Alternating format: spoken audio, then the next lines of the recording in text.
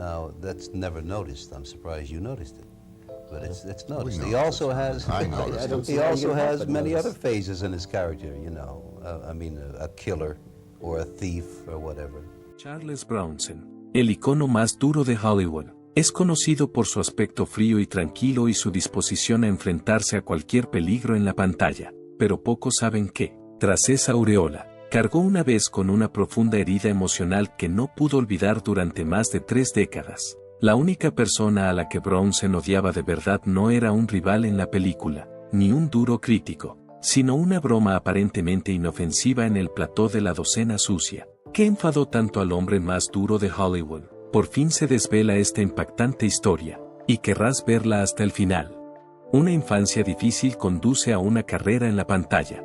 Era el 11º de 15 hermanos y nació con el nombre de Charles Danas Bukinski en un pueblo minero de Pennsylvania sumido en la más absoluta pobreza. Sus padres eran inmigrantes de Lituania y su existencia consistía en sobrevivir. A los 6 años, su pobreza era tal que se veía obligado a llevar a la escuela el traje de su hermana, ya que su familia no podía permitirse comprar ropa adecuada. Durante ese tiempo, solo podía comunicarse en lituano y ruso. No hablaba inglés. Esto le hizo sentirse como un extranjero en su propio país. Para poder vivir, tuvo que transformarse en otra persona. El fallecimiento de su padre agravó la situación. Solo tenía 10 años. Durante el tiempo en que otros niños jugaban o iban a la escuela, él entró directamente en las minas de carbón. Al mismo tiempo, el trabajo era peligroso. Trabajaba por solo $1 la tonelada, arrastrando carbón por pequeños túneles durante 12 horas al día, pero nunca renunció a su causa. Siguió cavando, empujó con perseverancia e incluso sacrificó su propia ropa por el bien de sus hermanos pequeños. Después de todo lo que le pasó, aún pudo terminar el bachillerato y convertirse en el primer miembro de su familia en hacerlo. A los 21 años, reconoció la oportunidad de alejarse de las minas y se alistó en las fuerzas aéreas del ejército durante la Segunda Guerra Mundial. Su situación era precaria, ya que era artillero de un B-29 que realizaba vuelos sobre Japón. Durante una de sus misiones, sufrió heridas y fue condecorado con el Corazón Púrpura. Pero aunque se encontraba en medio de un conflicto, tenía la impresión de que la vida le había ido mejor. Una vez comentó: "Nunca me había ido tan bien. En aquella época comía y dormía bien". En contraste con su hogar, fue una experiencia de lujo. Su servicio acabó siendo puesto en duda, aunque sus registros eran incuestionablemente exactos. En medio de todo, Bronson había sido contratado. Tras la guerra, desempeñó diversas ocupaciones hasta que se le presentó una oportunidad inesperada que alteró por completo su vida, solo para pintar decorados. Fue reclutado por un pequeño grupo teatral. No le contrataron para actuar. Sin embargo, mientras estaba de pie cerca del escenario, algo se me ocurrió. Empezó aceptando papeles pequeños, y más tarde se descubrió que tenía una presencia natural. Había algo en él, a pesar de que no era ruidoso ni extravagante. Posteriormente, se encontró viviendo en un estrecho piso de Nueva York con otro actor que también tenía dificultades, Jack Klugman. Decidido a hacerse un nombre, hizo las maletas y se dirigió a Hollywood en el año 1949. En el año 1950, cuando Charles Bronson debutó en la industria de Hollywood, su rostro enviaba un poderoso mensaje de adversidad. No tenía el aspecto de un protagonista normal, ya que era tosco, ajado y había sido formado por una vida difícil. Mientras los directores de casting buscaban estrellas, ellos buscaban músculo. Charles Bronson aún no formaba parte de él. Charles Bukowski resultó ser su verdadero nombre. Sin embargo, era consciente de que el nombre sonaba demasiado extraño durante la era McCarthy, cuando el miedo rojo estaba en pleno apogeo. Como resultado, lo cambió por Bronson, tomando el nombre de la puerta Bronson que se encuentra en los estudios Paramount. Fue un gesto sencillo, pero que le ayudó a sobrevivir en una comunidad que quería que todas sus celebridades tuvieran el mismo aspecto, manierismos y voces. A principios de la década de 1950, Bronson no dejó de trabajar, apareciendo en una serie de películas una tras otra.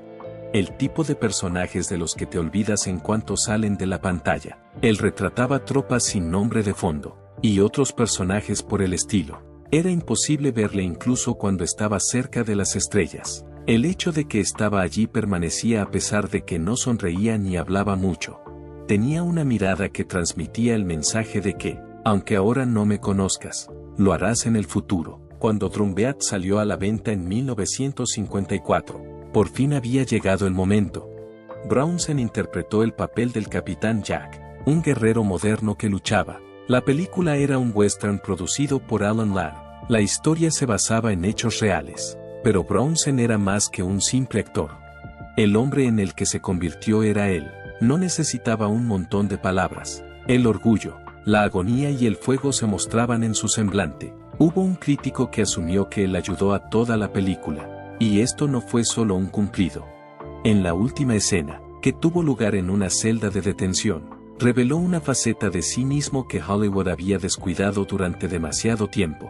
Había un sentido del humor, un filo humano y un ritmo natural que nadie preveía que pudiera estar presente. En la primera escena, el público se dio cuenta de que Drumbeat le había proporcionado un sitio en la mesa de los adultos. Tras un periodo de 4 años, Brownsen encontró algo mucho más amplio. En la parte superior del cartel aparece su nombre. La película Machine Gun Kelly no contó con un presupuesto significativo. Se fabricó rápidamente y a bajo coste. Sin embargo, Brownsen la transformó en algo que duraría toda la vida. Su interpretación del mafioso George Cala recordaba a un hombre atribulado por su propia notoriedad. El exterior es fuerte, pero el interior está lleno de miedo. Susan Cabot interpreta el papel de su despiadada novia, y los dos trabajan juntos para generar tensión. Hay un escenario en el que interviene un banco, pero no hay ningún diálogo. Lo único que da que hablar es el lenguaje corporal de Brownsen y su mirada gélida. No todo fueron elogios por parte de los críticos. No se lo podían creer. Tenía una esencia áspera, cruda y genuina. A medida que la conversación continuaba, la gente comenzó a especular que tal vez, solo posiblemente, este tipo podría llevar una película. Sin embargo, Hollywood no prestó atención. No por el momento, a pesar del bombo y platillo que se le daba. Brownsen siguió manteniéndose en un segundo plano.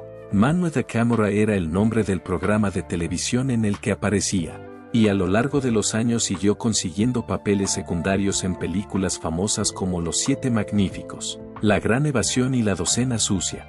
Sin embargo, siempre son personajes secundarios. En ningún caso es el líder, cuando la mayoría de los artistas habrían renunciado a su afán de celebridad. Él ya estaba muy entrado en la cuarentena. Además, Brownsen no estaba diseñado para rendirse fácilmente. Los estudios americanos no le prestaban atención, mientras que los europeos veían otra cosa. Se decía que era un héroe en Alemania, Francia e Italia. Fresco, tranquilo y poderoso al mismo tiempo. Su quietud, su mirada y la tensión que transmitía incluso cuando no hablaba eran cosas que los cineastas europeos admiraban de él. El público de otros países le hizo famoso mucho antes que en su propio país. No había sido sencillo. Hollywood no supo qué hacer con él durante muchos años. No solo no era lo suficientemente guapo, sino que además era un poco duro. En cierta ocasión, hizo un chiste sobre cómo parecía una cantera de rocas. Los productores estaban de acuerdo. Debido a esto, continuaron retratándolo como alguien distinto a él. Personas de ascendencia nativa americana, mexicana, griega e italiana, cualquiera que pareciera de otro país. Sin embargo, las cosas empezaron a cambiar cuando el director John Sturges le dio el papel de Bernardo O'Reilly en la película Los Siete Magníficos. A los 39 años, se adelantó a la mayoría de los actores revelación. Sin embargo, obtuvo algo nuevo de esta posición. Su personaje era un tirador que tenía una brújula moral. En una escena concreta, transmite a los jóvenes de la aldea que sus padres, que trabajan a diario en la tierra sin recompensa aparente, son los verdaderos héroes. El público quedó impresionado, sobre todo en Europa, donde la película se convirtió en un gran éxito mundial. El acontecimiento hizo algo más que consolidar su carrera a escala mundial. Brownsen fue capaz de demostrar que podía transmitir significado bajo los músculos. Después de 3 años, tuvo otra oportunidad de demostrar que era algo más que un tipo duro en la película La Gran Evasión.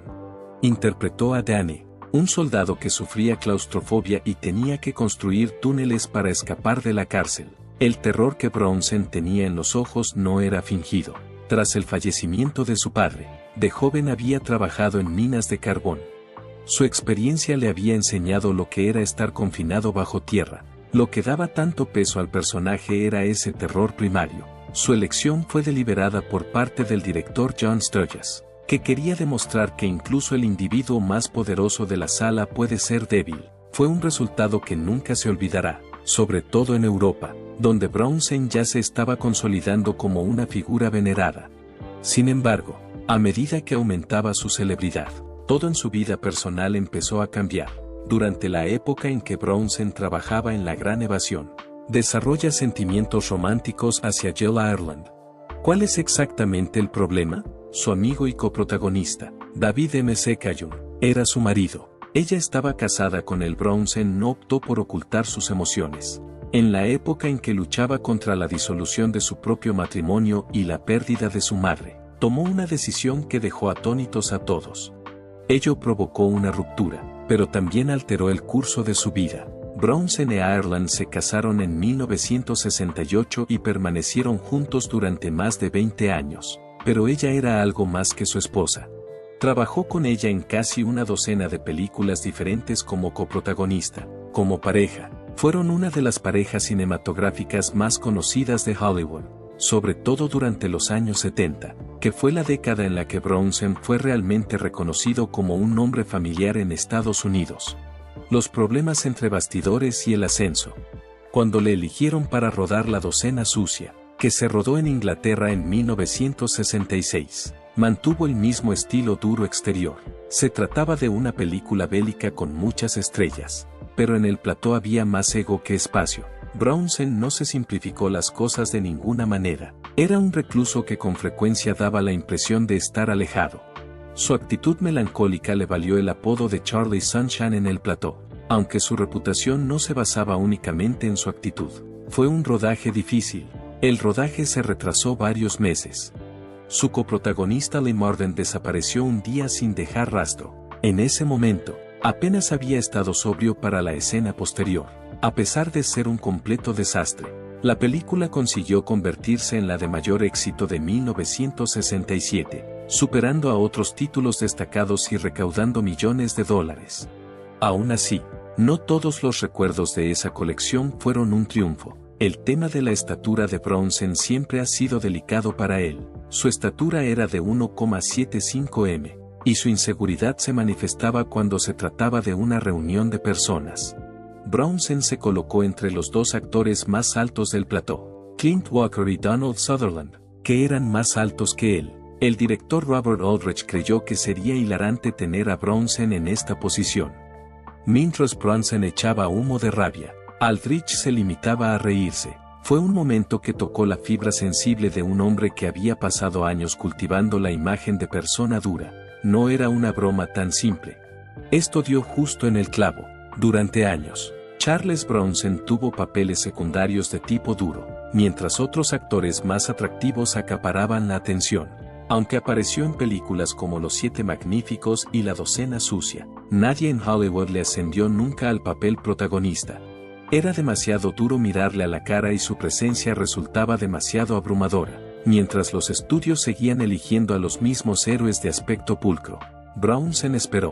A la edad de 47 años, todavía no era considerado un tipo importante en los Estados Unidos. Por lo tanto, preparó sus pertenencias y se embarcó en un viaje a Europa, al igual que Clint Eastwood había hecho antes que él. ¿Cuál es la disparidad? En contraste con Hollywood, Europa fue testigo de algo. Si no era atractivo, no les importaba. Deseaban fuerza, tenacidad y una presencia auténtica. Durante esa época, Francia hizo su aparición. Brownsen fue invitado expresamente a coprotagonizar la película Adieu, el ami de Alain Delon, considerado uno de los actores más famosos de Europa. Los creadores no se anduvieron con rodeos. Para Europa no es importante tener caras atractivas. Den importancia a la moralidad. En cuanto la película se estrenó en los cines, causó conmoción.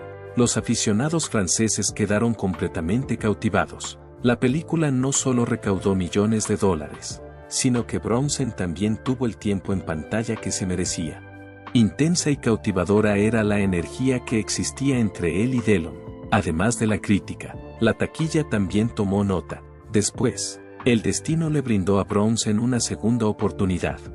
A Bronson le ofrecieron el papel de un misterioso tirador que tocaba la armónica en la película Érase una vez en el oeste, dirigida por Sergio Leone, el cerebro detrás de la obra maestra El bueno, el malo y el feo. Varios años antes, Bronson había declinado la invitación de Leone para interpretar el papel de un puñado de dólares, que marcó el inicio de la carrera de Eastwood. Tras una larga espera, Leone consiguió por fin a su hombre, y mereció la pena.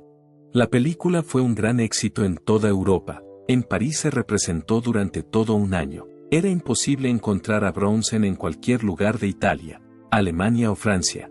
Leone llegó a referirse a Bronson como el mejor actor con el que había colaborado. La gente no podía apartar los ojos de él por su mirada tranquila y la tensión presente en cada movimiento.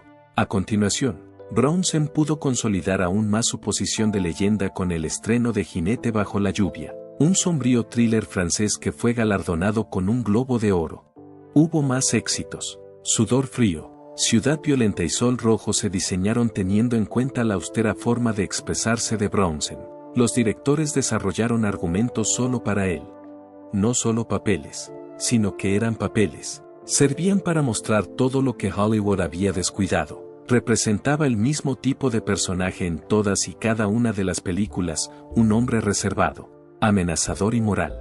Y el público se deleitaba con él. Todas las mujeres le adoraban. La gente aspiraba a ser como él. Cuando regresó a Hollywood a principios de los 70, no era simplemente una cara más de la industria. Su fortuna ascendía a $1 millón. En 1973, ganaba $1 millón por cada película, una cantidad casi inaudita en aquella época. La auténtica aventura de Bronson no empezó hasta los 52 años, cuando la mayoría de los intérpretes empiezan a desvanecerse. Un cineasta británico llamado Michael Winner fue una de las personas que contribuyeron a la formación de los papeles más memorables de Bronson. Los dos trabajaron juntos en varios proyectos, y era imposible negar la conexión que existía entre ellos.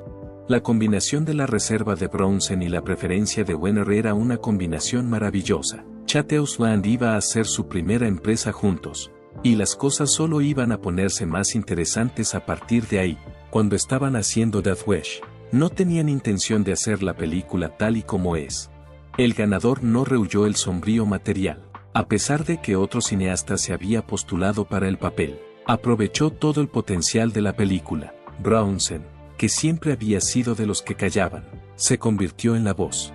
En cuanto al público, fue muy bien recibida por ellos. Bronson, sin embargo, fue quien reimaginó el puesto de sicario en The Mechanic antes de que todo eso sucediera. El personaje que interpretaba no solo se movía con una precisión aterradora, sino que además no hablaba prácticamente nada. En los primeros casi 16 minutos de la película, el silencio era total. Solo Bronson conspiraba, nada que decir, solo ansiedad. En esa interpretación, el poder del silencio se demostró con extraordinario detalle. Una conexión abiertamente homosexual entre el asesino y su pupilo era una de las implicaciones más especiales que había en el guión original. Sin embargo, eso fue eliminado por los estudios. Sin embargo, lo que quedaba era una fuerza potente. El compromiso de Bronson se hizo sentir como una forma de arte. Llegó incluso a asegurarse de que su esposa, Jill Ireland, apareciera en el reparto de la película, al igual que hizo en la mayoría de las otras películas que había dirigido. Bronson poseía varias habilidades. En Chateau's Land, interpretó a un medio apache, como agente de la ley sin pelos en la lengua. Persiguió casos de mafia en la película The Stone Killer. Son dos personalidades extremadamente distintas. Por otro lado, Bronson hizo que ambos se sintieran auténticos. Las cosas no siempre fueron según lo planeado detrás de la cámara. Durante una de las acrobacias, un miembro del equipo estuvo peligrosamente cerca de fallecer. Además, el negocio de alquiler de coches se asustó tanto que intentó recuperar sus vehículos en pleno rodaje. Eso no fue algo que Michael Winner se tomara bien. Sin embargo, estas dos películas fueron importantes para afianzar la marca Bronson.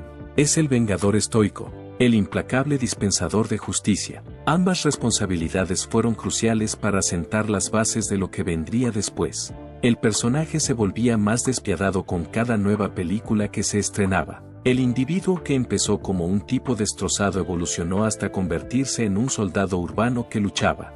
Una historia de amor que trasciende el tiempo.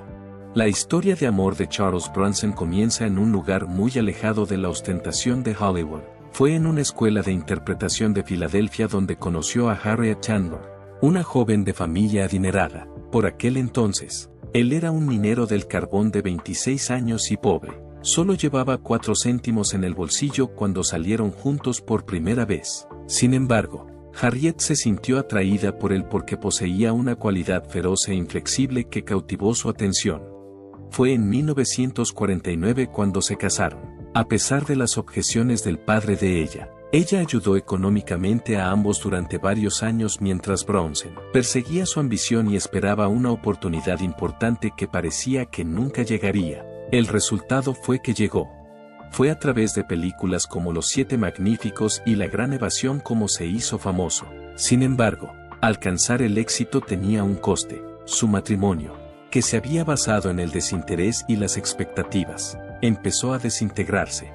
En 1965, cuando Bronson estaba a punto de convertirse en un actor famoso, ambos tomaron caminos separados. A continuación, Harriet publicó un libro sobre su vida en común en el que no se mostraba resentida, sino más bien sincera. A pesar de que él distaba mucho de ser perfecto, ella lo recordaba como un padre dedicado, un pintor con una aptitud asombrosa y alguien que nunca dejó de avanzar.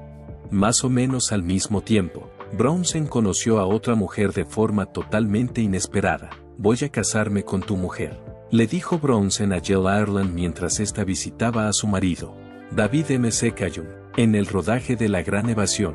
Jill Ireland acompañaba a David McCallum en ese momento. 5 años más tarde, independientemente de si lo había declarado o no, tuvo lugar.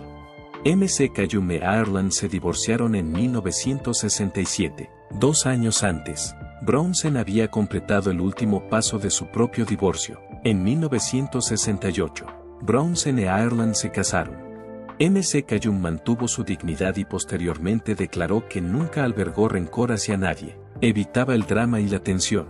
Fue el comienzo de una larga y extraordinaria colaboración entre Bronson e Ireland, que duraría 20 años y abarcaría más de una docena de películas. No fue simplemente el amor lo que les unió.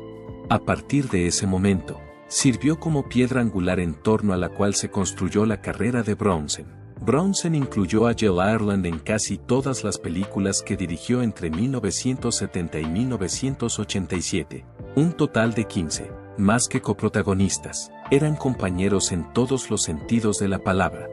Los dos llevaban juntos un estilo de vida nómada, mudándose con frecuencia y trasladándose a distintos lugares en función de donde estuviera el siguiente proyecto de Bronson. Como resultado, tuvieron éxito. Entre los dos tuvieron 7 hijos, 2 por parte de Bronson, 3 por parte de Irlanda y 2 adoptados conjuntamente. Crearon una vida que combinaba la ostentación y el brillo de Hollywood con una peculiar y movible normalidad.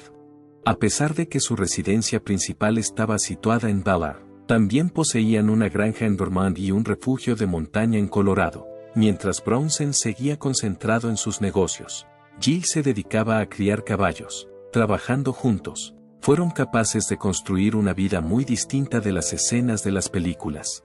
Bronson era una persona diferente cuando no estaba en el candelero. Tenía un lado más reservado, que prefería pasar tiempo con su familia y pintar antes que pasear por alfombras rojas. Vivía su vida como si aún recordara el polvo de carbón y el hambre, a pesar de haber tenido la distinción de ser el actor mejor pagado del mundo en un momento dado. Una vez, Jill recordó un momento que encapsulaba perfectamente su doble naturaleza. La profunda lealtad y el filo protector que poseía fueron los factores que contribuyeron a su identidad. Sin embargo, nada pudo protegerlos de los acontecimientos que siguieron. Jill recibió la noticia de que padecía cáncer de mama en el año 1984. En ese momento, el mismo hombre que antes había retratado a agresivos justicieros en el cine se encontraba indefenso junto a su madre. Luchó contra la enfermedad con una valentía increíble durante 6 años. Fue una destacada oradora, autora de 2 autobiografías e incluso testificó ante el Congreso. Más que una superviviente, fue una inspiración. En 1990 falleció en su casa de Malibú. Brownsen no se sentía mucho mejor. Tras la incineración de sus restos, Brownsen depositó sus cenizas en un bastón, que llevó consigo a todas partes durante el resto de su vida. Ella era lo más importante en todas las películas y en la vida de millones de personas. Más tarde, la narrativa de Brownsen dio un giro inesperado, algo que él nunca había pedido. 1987 fue el año en que un británico llamado Michael Gordon Peterson cambió oficialmente su identidad por la de Charles Bronson. Supuestamente lo hizo con el objetivo de promover el boxeo, y lo hizo durante un breve periodo de libertad. ¿Cuál es la ironía? Nunca en su vida ha visto una sola película de Bronson. A pesar de ello, el apodo permaneció, y a partir de ese momento, Peterson estableció una reputación totalmente nueva con él. Se le conocía como Charles Bronson. Este apodo lo tomó de una figura legendaria de Hollywood. Uno de los aspectos más peculiares de la situación es la sinceridad con la que Peterson se comprometió con el hecho. Uno de sus actos más notorios ocurrió en 1999 y su nombre quedará asociado para siempre a una persona que nunca ha visto ni ha salido en televisión. 2008 fue el año en que la frontera entre estas dos vidas se hizo aún más borrosa. Se estrenó en los cines una película de bajo presupuesto llamada Bronson, y Tom Hardy interpretó el papel del famoso preso británico de la película. Para prepararse para el papel, Hardy engordó. Conoció a Peterson en persona y realizó una interpretación que cosechó los elogios de la crítica. Tras una larga espera, Peterson pudo ver por fin la película y quedó maravillado. Afirmó que Hardy le había retratado maravillosamente. Sin embargo, la película no hizo más que aumentar la incertidumbre. Mucha gente sigue confundiendo al preso con el actor, olvidando que uno era un icono cinematográfico y el otro un delincuente debido a su confusión. En un peculiar giro de los acontecimientos, Peterson finalmente hizo un esfuerzo por desvincularse del apodo que lo consagró como una figura notoria. En 2014, anunció que había cambiado su nombre por el de Charles Salvador, inspirándose en la obra del artista Salvador Dalí. Según él, no me gustaba. Este fue su intento de volver a empezar. Aunque estuviera confinado tras los muros de la cárcel, el actor Charles Bronson, que era el verdadero Charles Bronson, guardó silencio durante todo el proceso. Nunca hubo ninguna respuesta pública por su parte, tal vez no le importaba nada. También es posible que fuera el tipo de hombre realmente reservado, y por eso prefería el silencio al espectáculo.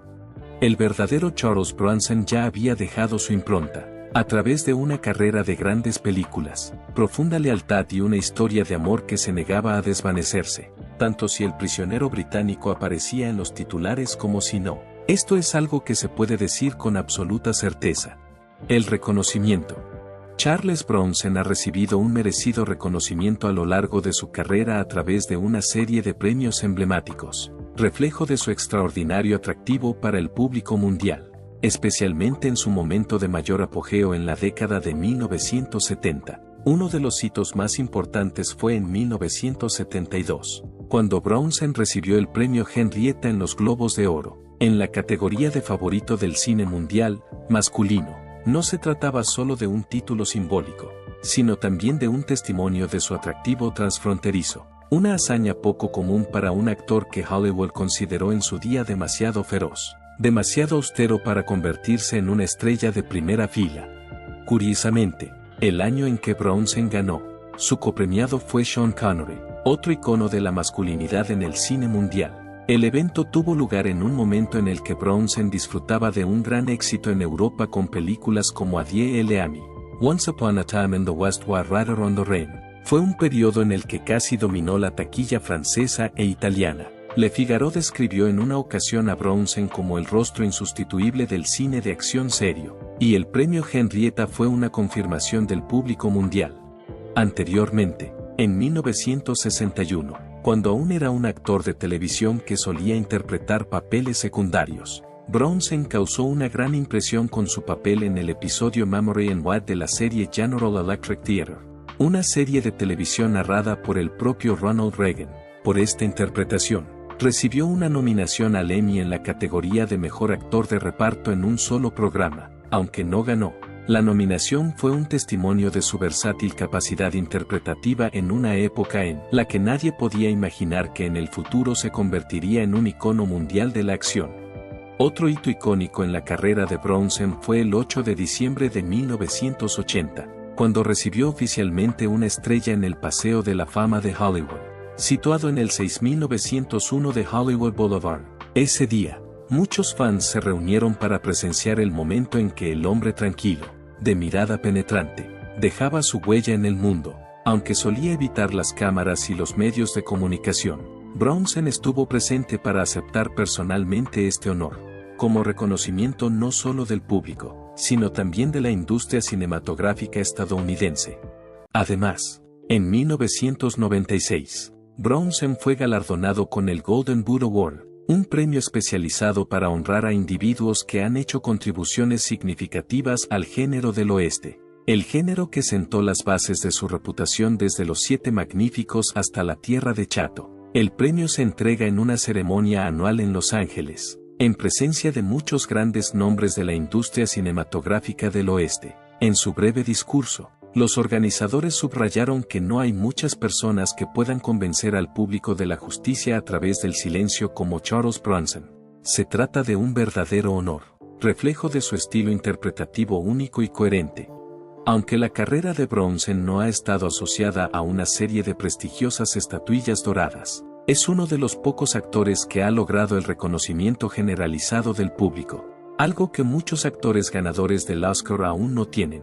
De origen rudo, nacido en el seno de una familia pobre con 15 hermanos en Pensilvania, Bronson ha creado su propio camino, sin depender del favor de la sala de casting ni de un aspecto atractivo según los estándares de Hollywood.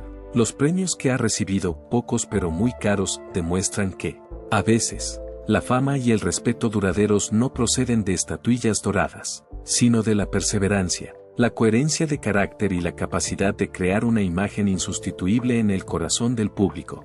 Gracias por ver este video. Por favor, deja un comentario debajo del video para hacernos saber lo que piensas. No olvides darle a me gusta, compartir y seguirnos para estar al día de las últimas noticias sobre famosos. Nos vemos en los próximos videos.